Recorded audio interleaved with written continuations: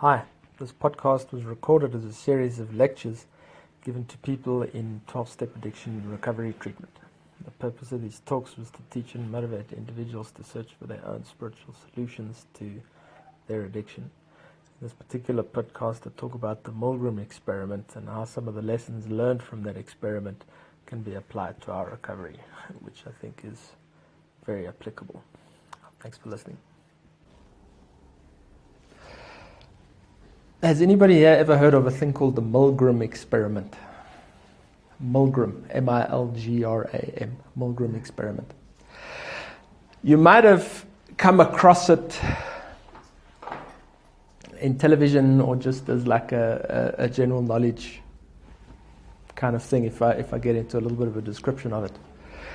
But please remember now the importance or the direction that I'm going in this discussion that I'm having is for the reason that we're all here, which is alcoholism and addiction.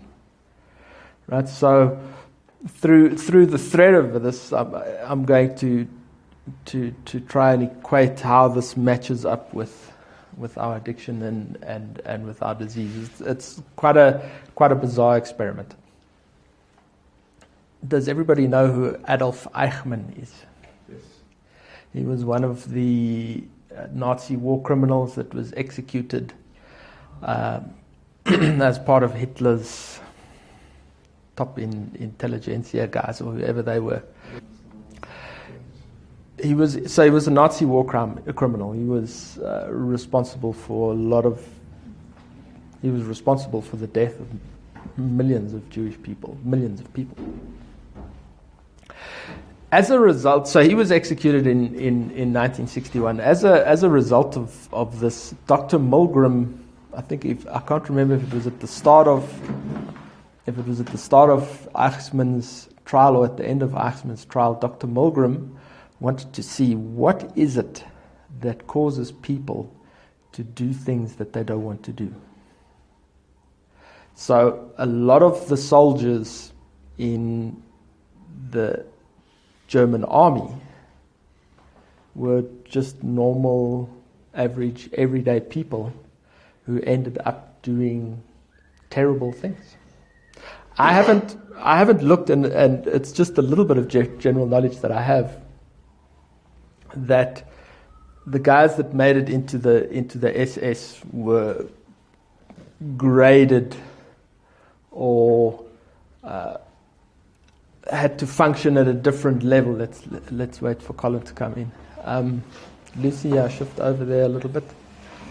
The guys who went into the SS were on a different level, and obviously they were looking for different things out of those guys. I'm speaking a little bit out of school here because I haven't researched it at all or looked at it at all.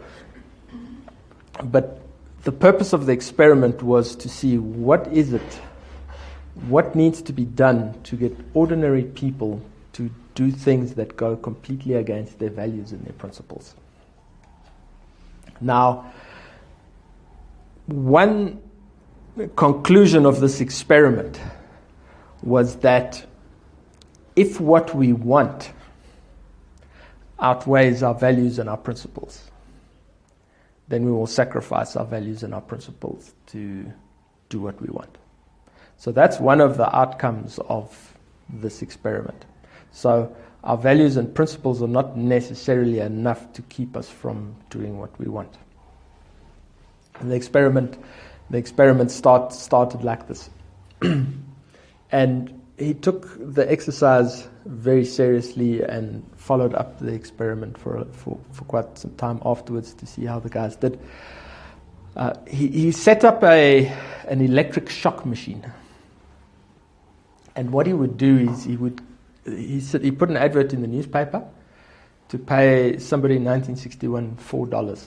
So it was a significant amount of money at that time. It wasn't chump change. So it was just a random group of people from an advert in the newspaper. And he had one guy in this experiment who was going to be the victim of the electric shocks. But these guys didn't know that it was the same guy every time. he tricked people as well as like a random poll, so the two guys would come in together, the one being his partner in the experiment and the other one being the volunteer in the experiment, and he put both names in a hat, but the thing was rigged. So his confederate in the experiment was always the one getting the electric shock. And as part of bringing these guys together, his colleague in the experiment would say to the guy that he'd just come from hospital and he was experiencing, some heart problems, just in a very kind of chatty way. So this guy who was going to get electric shocked was already saying, my health is not that great.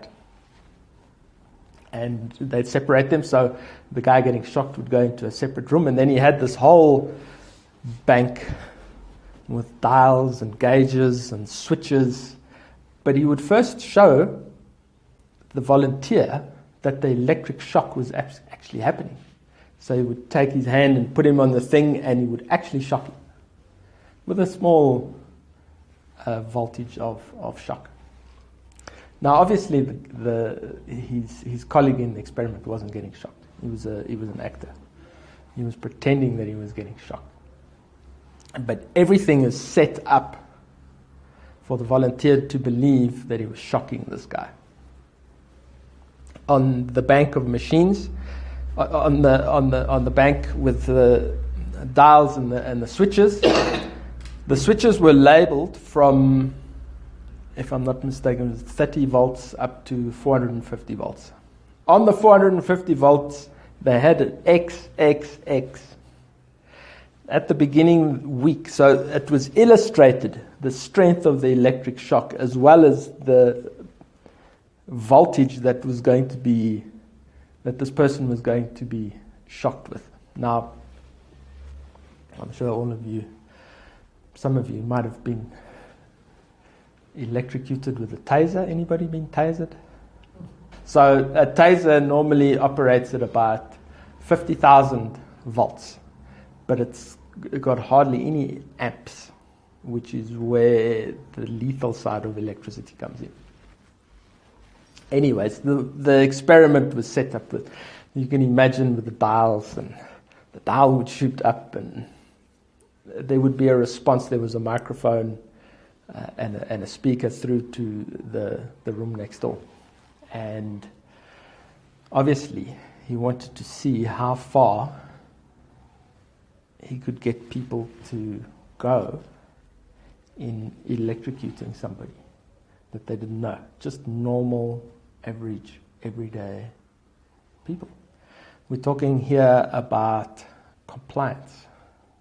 What will make somebody do something like that? You would think, if you're asking me to shock somebody, I'm not going to do it. Or maybe you're thinking, I don't mind shocking somebody.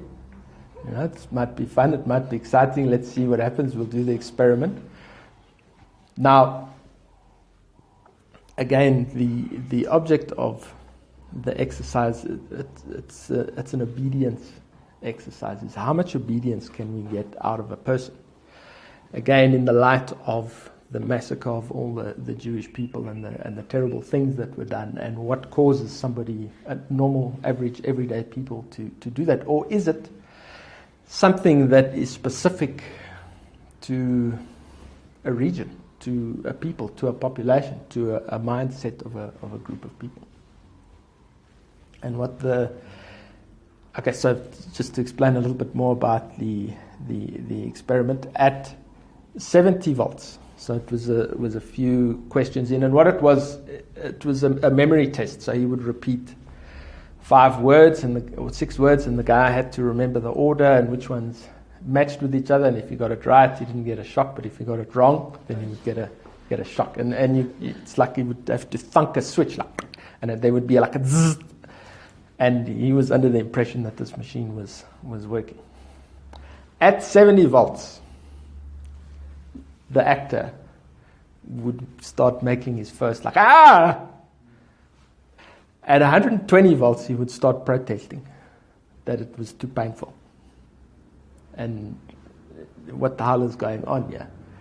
Now, the Milgram, the professor in the experiment who was running the experiment, he wanted to see if he could just get ordinary people to do what he wanted them to do.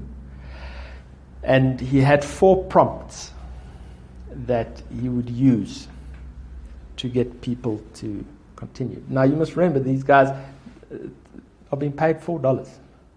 They've got no reason to be there other than to participate in an experiment.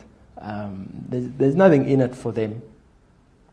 And his first prompt, because this is usually at 120 volts where people start like, I don't know what's happening with this chap, what is going on. And his first prompt that he would use is that please continue with the experiment. And then the guy would continue, and then if there was some more resistance, because obviously now, so at 180 volts, the guy would start banging on the wall and really protesting. At 270 volts, he would be screaming, right, in agony every time he got shocked. And then past 270 volts, there would be nothing. It would be quiet. And part of the structure of the set, it sounds quite terrible. Part of the structure of the experiment was that if there is no response, that would be the same as an incorrect response. That he would have to continue shocking the person even if there was no response. Now, I've watched some of the clips online of the Milgram experiment, and it's legitimate. The guy was fulfilling his role as the actor on the other side. It didn't sound very phony or make-believe. The second prompt was, the experiment requires you to continue. Please continue. The third prompt was, and he had scripted this whole thing. Obviously, he had planned it all out before. He had covered all the bases and covered all the angles and thought about everything. It is absolutely essential that you continue. Every point of resistance that he would receive. And the fourth and the last response is, you have no choice. You must go on. So, I gave this link to a friend of mine to see what he thought, because I've been checking it out in preparation for this discussion, and just to see what his response was. And his response was, he believed that he would fall into the group that would not go right to the end. That he would be able to pull out of the experiment if he was hurting another person. 65% of people went right through to 450 volts. 65 ordinary people who answered an advert out of a newspaper, who were obviously when you see the way that they are pressurized, the guys were seriously querying the health of this person on the other side of the wall, and the experimenter is saying, please, it's absolutely essential that you continue. You must go on. And the person would keep shocking the whole way through. So if there's 8 of us, 65 would be, everybody in the side of the room would comply to electrocute someone to death, which is essentially what the experiment was trying to prove. Now,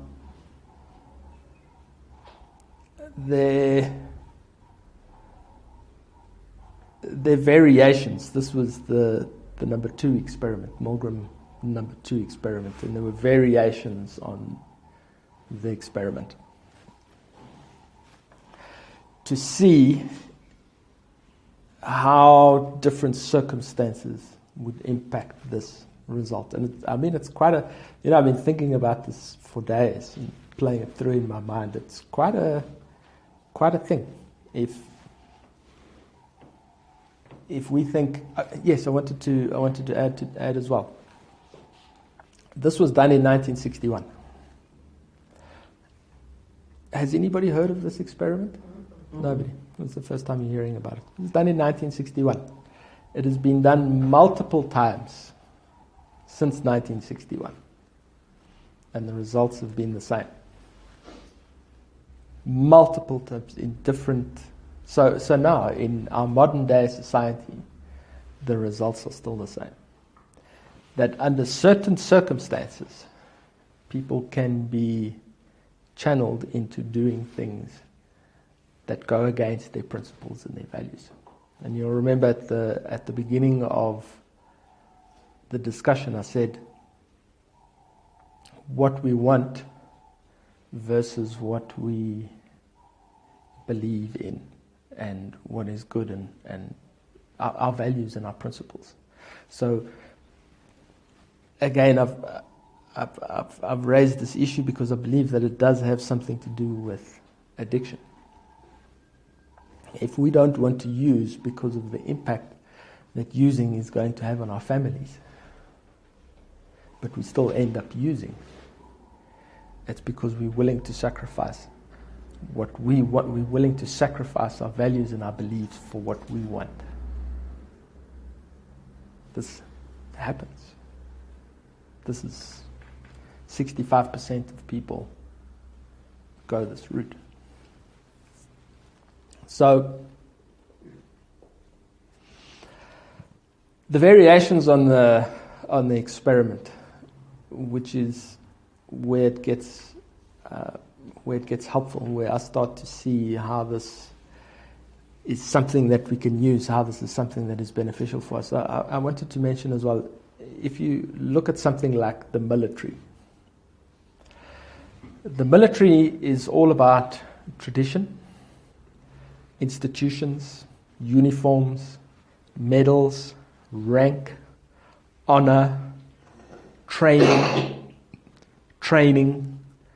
parading, marching.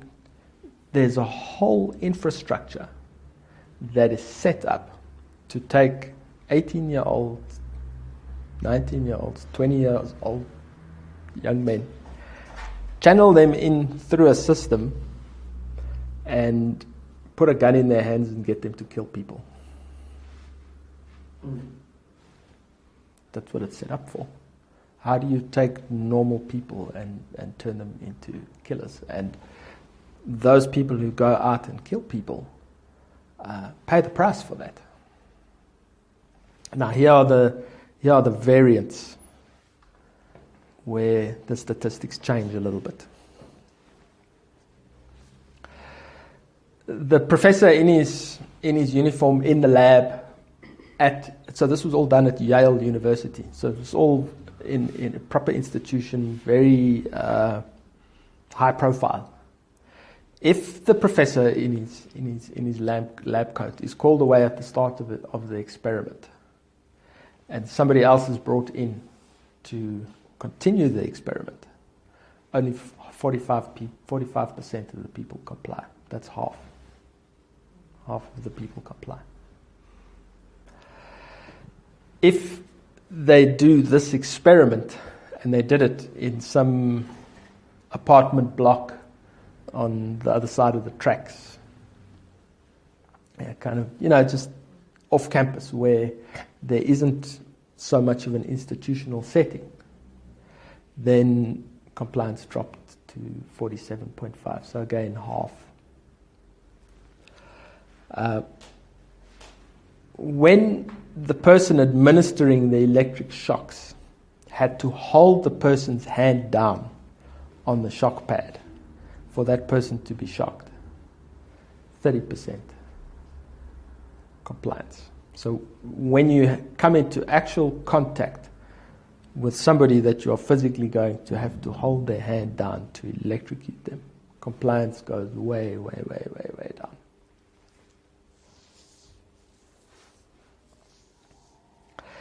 This is the most important one. If you have somebody in the room with you that stands up against the experiment, compliance drops down to 10%. So if there's 8 of us, that would be a very, very, very small percentage. And the way that he worked it in the experiment is that at 150 volts, when people first started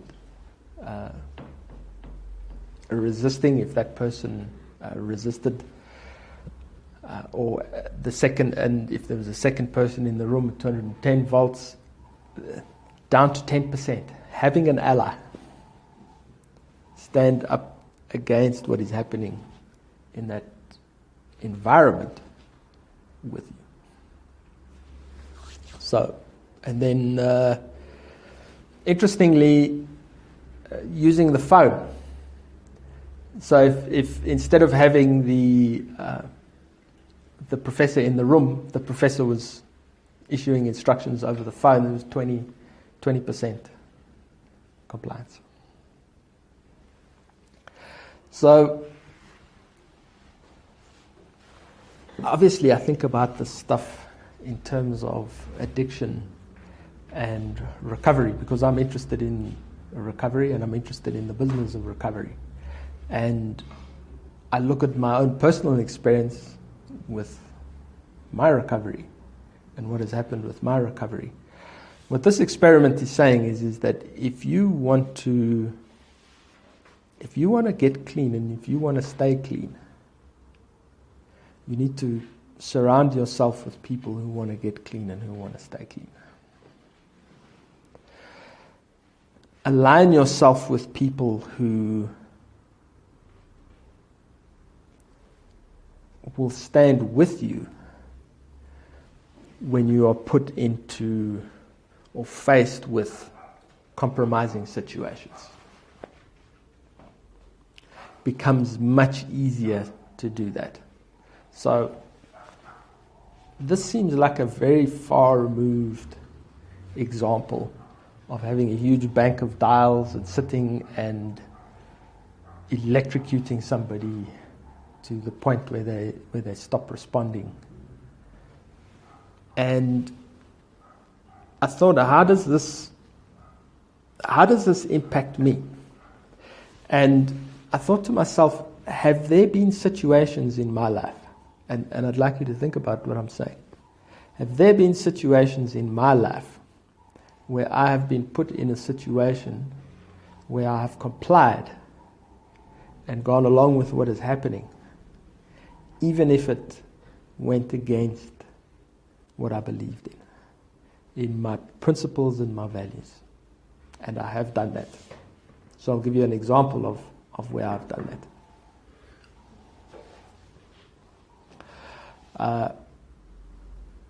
I like meditating. I'm a meditator.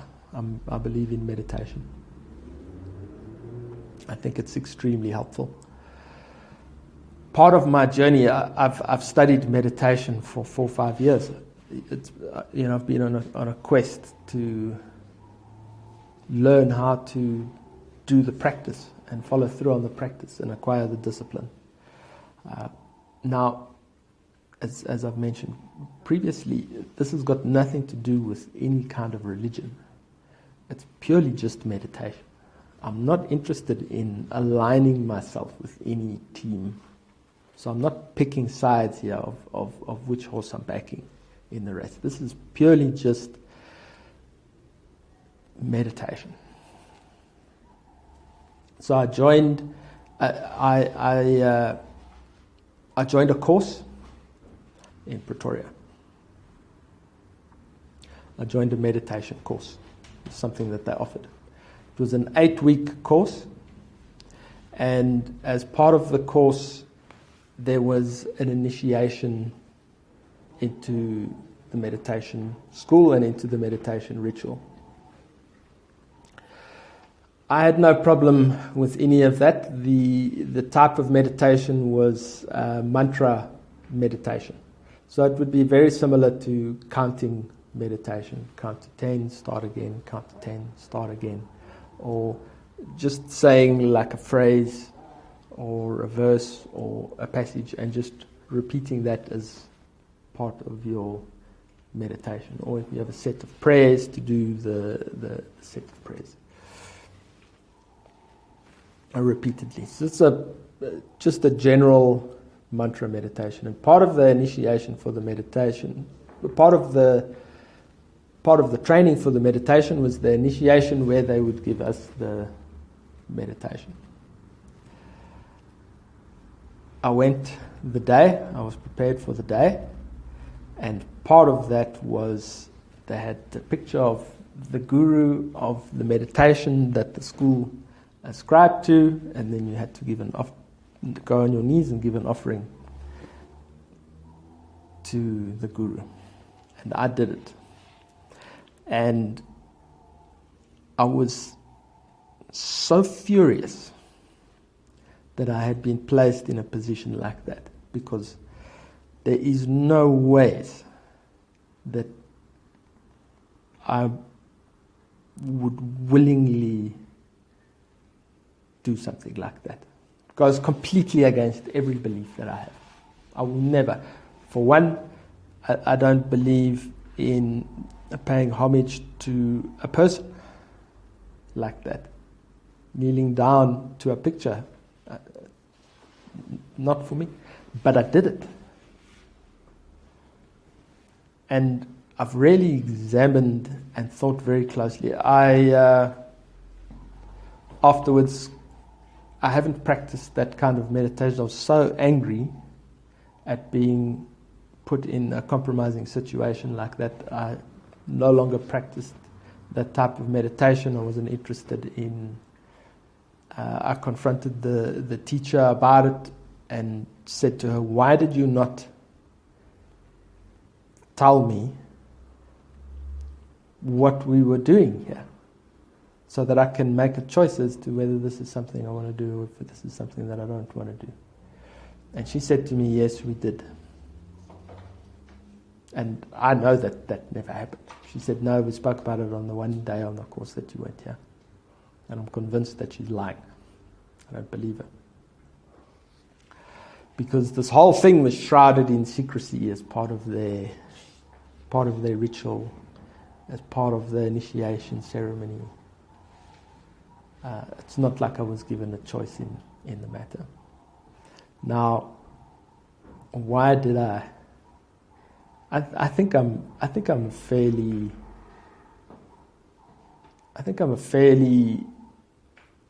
the kind of person who I know what I want and I know what I'm willing to do, and if certain things are asked of me that I won't do them, but then this is exactly the situation that I found myself in.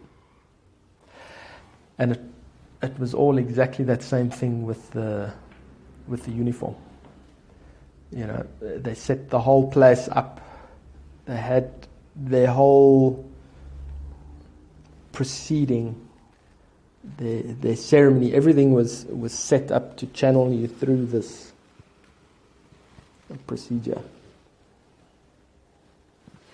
And anyway, so I was very upset, and I was very upset for a very, very long time about that. So I'll tell you what I did is, I wasn't angry at myself. I was angry that they had put me in a position where I felt like I didn't have any say. Because in retrospect, I've looked at why did I comply? Because I didn't want to disrespect their significant or their holy moment. I didn't want to create a scene. That's why I didn't resist. And that's why it's such a bizarre experience, because I've got no problem disrupting scenes, and I've done many insane things in my life. But there I am, and I find myself in a position where I'm complying, and huge resentment afterwards. And like I say, I confronted the teacher, and even when I was going through all of this stuff again, I want to write another letter, because I did write a letter to the head of the school. I want to write another letter and send it to them now, asking them, especially after I've looked at all of this stuff with the Milgram, what the hell are you doing? This is not right. It's unethical.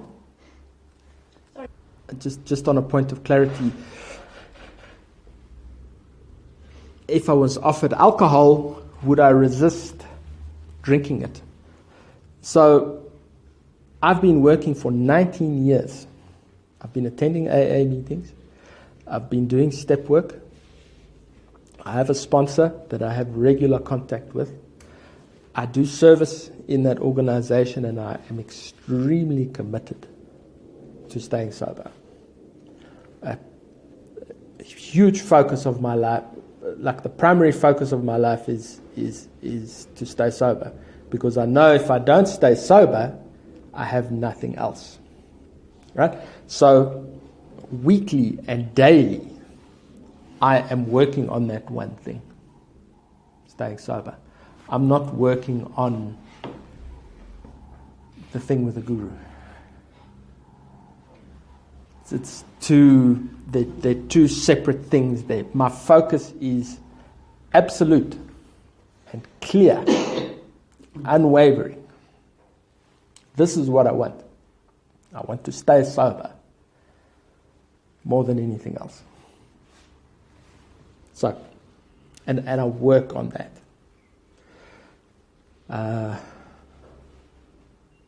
So, as I was saying, I wanted to send another letter to the school, just because I got angry all over again with the fact that they had put me in such a compromising position. Now, I had this discussion with the guys in the office, which is why I say that it's so unethical that they would set up something like that without informing. I don't know if nobody else had an issue with it. I had a huge issue with it. Because it goes against my beliefs and what I stand for. And I don't, like I say, I don't ascribe to backing a team or a horse or something like that. When I practice spirituality, my spirituality does not come in the form of a man or the memory of some man. All right. So that was the one reason that I looked at as why did I go ahead? I didn't want to disrespect what it was that they had set up in that environment. Something that was very important for them. In retrospect, thinking that the way that I believe this whole thing was handled was extremely disrespectful towards me, and no consideration was given to me. But I still never stood up and said something or did something. Now, I can recount many times when I was still using alcohol and drugs that I used to associate with very toxic people that used to say and do things that I didn't agree with. And I never stood up or said anything. I'd never confronted them about what it was that they were doing. I was the silent voice. I was not the voice that was there that was saying, listen, this is not cool, or, I don't want these people in my life. When under the influence, and this is something that happened to me, and this is something that happened to me many, many, many times with varying levels of consequences, but I'll speak about my experience with the worst consequences, is being asked to go and commit a robbery while I was under the influence of alcohol. And I didn't want to do it, but I did. And got caught and got sentenced as a result of that. Now I know that when I put any substance in my body, when I put alcohol in my body, I become compliant. I lose my ability to stand up and to say no.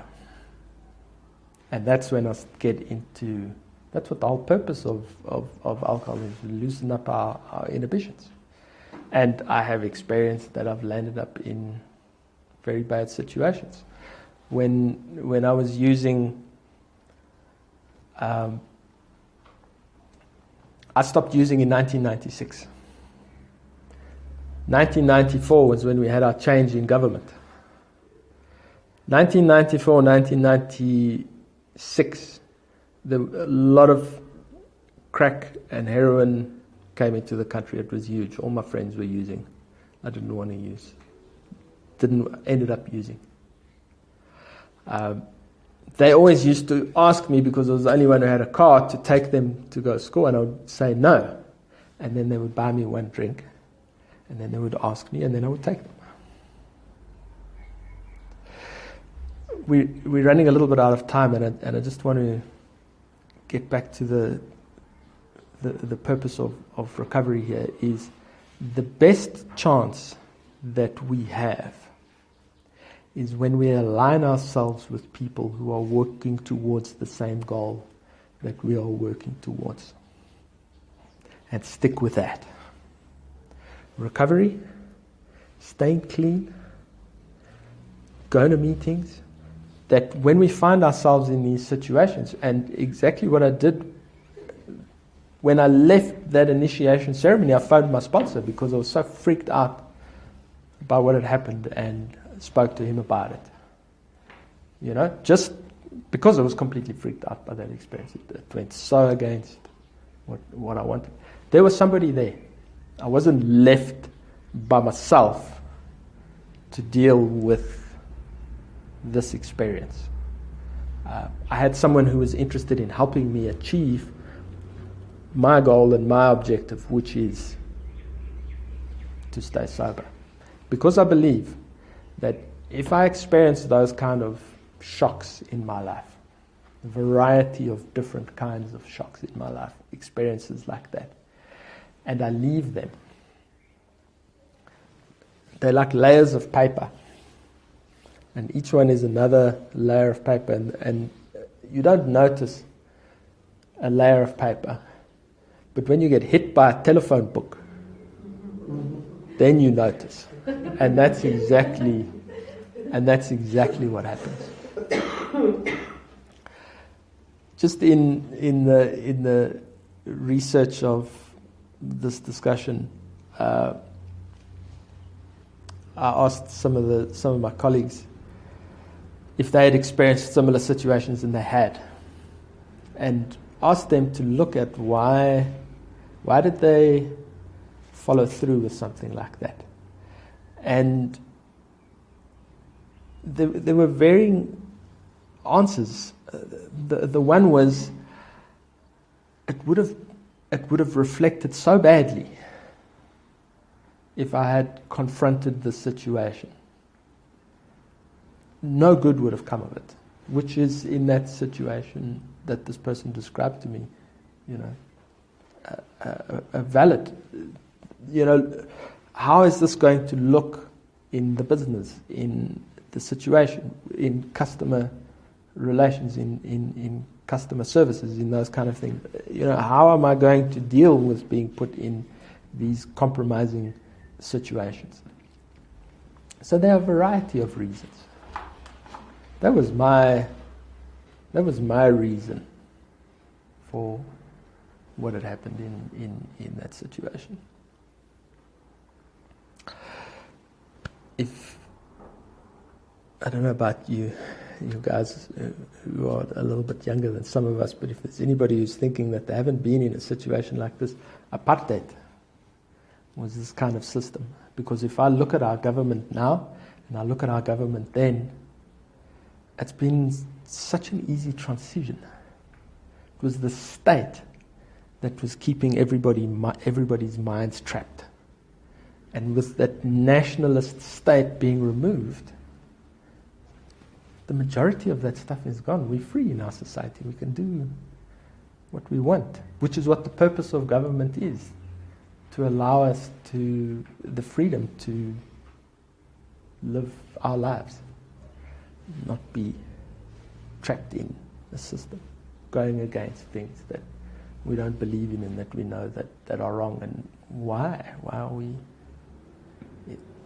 doing this? Anyways, I found it very interesting. So it's very consistent with recovery. Very consistent with recovery. You know, there's always that guy, and this is such a weak example. I know it's a very weak example. Come on, have one drink, man. I was at my 30th high school reunion. I mentioned it to you guys before. Looking around, I think I was the only one who was drinking water. Maybe one or two others. You know, it was a piss-up. The guys would, well, it wasn't a piss-up, but the guys were drinking and socializing. It was a black tie event, so it was very formal and it was very smart. But there was a definite energy there that I picked up on, of drinking and celebrating and having a good time. I won't expose myself to that environment on a regular basis. They all went to the old boys club afterwards. I went home because that's not what I want.